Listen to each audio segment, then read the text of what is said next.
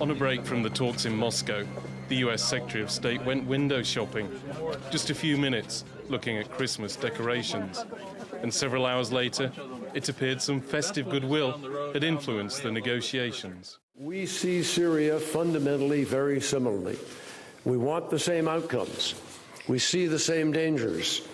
We understand the same challenges. And we all believe that a united, non-sectarian Syria represents the future. And we also agree that it is a future without Daesh.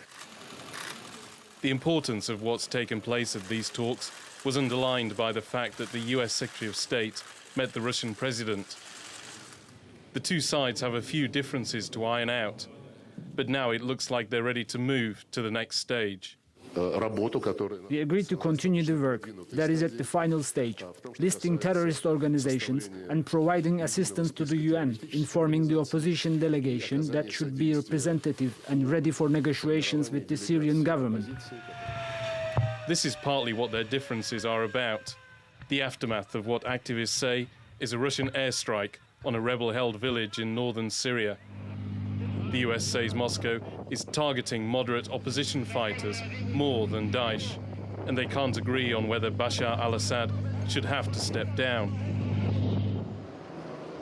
While those talks were taking place, the US Secretary of Defense was at Incirlik Air Base in Turkey.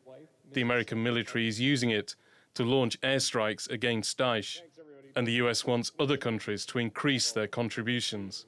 We're looking for ways to do more in the air, on the ground, in Syria, in Iraq, to hasten the defeat of ISIL. So we have to defeat ISIL here in Iraq and Syria, where the parent tumor is. All of this is a tough order to try and bring an end to scenes like these.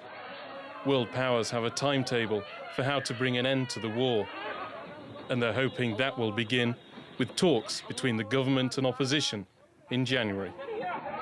Andrew Hopkins, TRT World.